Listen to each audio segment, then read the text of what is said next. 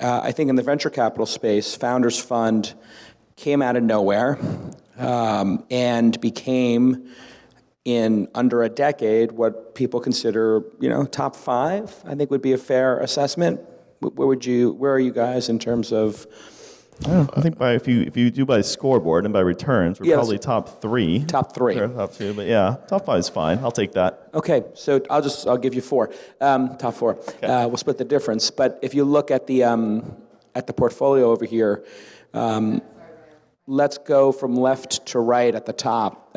This one, Centrex, nobody heard of. You invested in a cancer company. Yeah.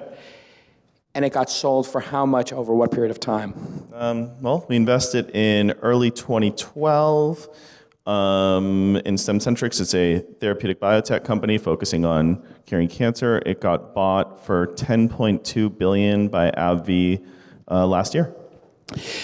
And so this is quite a return. I don't know what those return numbers mean over there. I think this was supposed to be an angel investing conference, and we don't do much angel investing, but I think the top one is like return on first investment, and the bottom one is blended return over all investments in the company.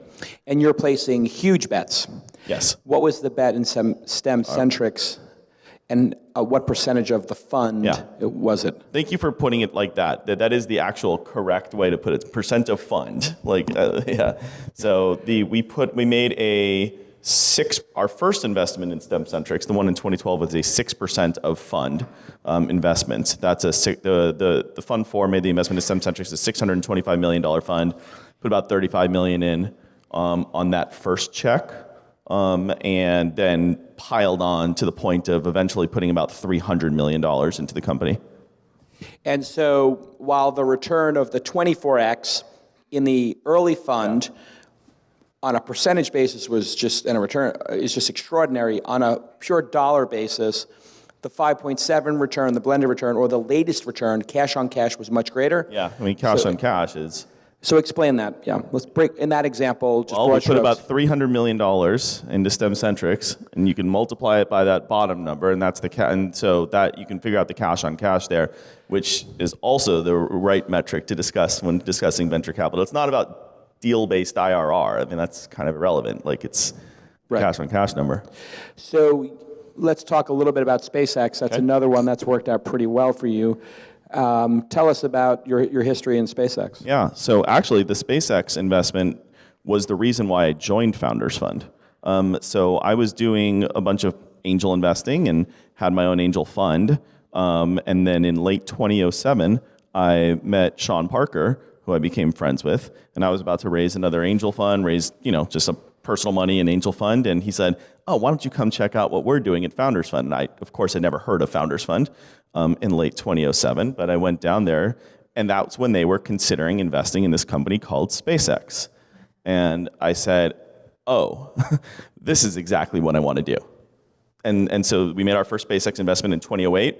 Our first investment in SpaceX was a 11% of fund investment, which, not many venture capital firms are set up to do these types of bets. But this is how you make money in venture capital. Like, you're not going to make money by doing 2% bets, all day. And so the first investment in SpaceX was an 11% of fund investment. We've since put about $200 million into SpaceX total, and still investing in SpaceX. And of course, Palantir, Peter Thiel, who founded Founders Fund with Sean Parker. It was the two of them? Luke and Kenny. And Luke and Kenny were involved as well. They were the first 4, and then they brought you in. So you were. That's right. But Palantir was something that Peter had started as well, and that's done it pretty well as well. Talk about Palantir, and tell us a little bit about what Palantir does. Oh, yeah. I mean, Palantir is it's like we like to say, we don't have to hear pitches from a lot of these big data companies because we have the big data company in Palantir. Palantir finds... That's terrifying. Continue. Palantir has, has relationships and clients ranging from governments to commercial entities looking for, patterns, and they've actually done some pretty amazing things, especially things that people in this room can really appreciate that we can't really talk about. But Palantir, we actually protecting us against another 9/11 would be one of them. Maybe. And we've made, one of our Palantir investments was a 33% of fund investment. So just to give some context, we put about $75 million of a $240 million fund into Palantir at a $1 billion valuation. And of course, Deepmind was the 30 or 40 PhDs in England who figured out how to make a clock understand it was a clock.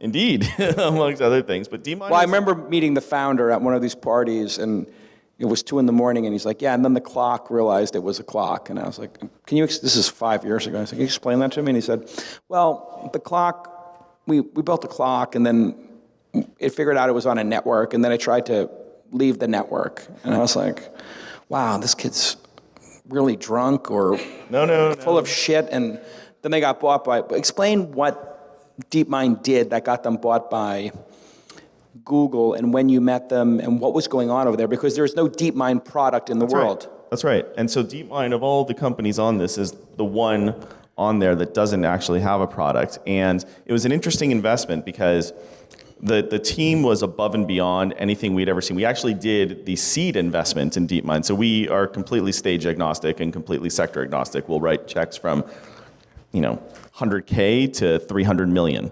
And Deepmind was just a PhD project. These were just the smartest people in artificial intelligence we had ever met. And when it came, but they had no ideas for what they were going to do to productize this. How did you find them? They reached out to you, or they were in Oxford?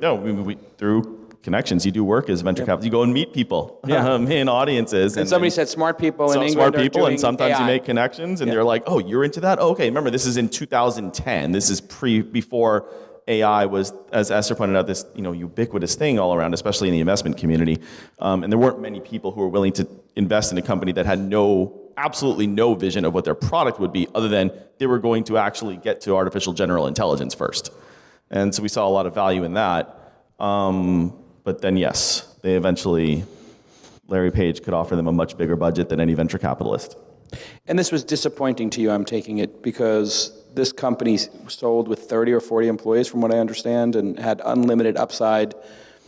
And y'all tried to stop them from taking Larry Page's money. Well, we don't ever try and necessarily stop a founder from doing anything. Convince them to stay independent was what we tried giving them options to stay independent, and then at the end of the day. How do you do that? Take me through that discussion. Well, it needs money. Right. I mean, the founder needs money, and the founder needs to be able to say, okay, if I take this money, I'm still not going to build a product that generates any money for another 20 years. Do you guys really want to do that? Right? And wait, 20 years, you're being facetious. They had an idea of a product in year 21? Something like that. They were going to build artificial general intelligence. General artificial intelligence. Yes, not narrow, not specific, not. They're not going to win Go. Product. They're not going to win. The goal of this company is not to win Go like they've been doing now. Yeah. Yeah. But now they're trying to win Go, or they're doing the Go project. Were they doing the Go? It's all on the way. It's all on the way. Larry Page has given them a pretty big budget to do this.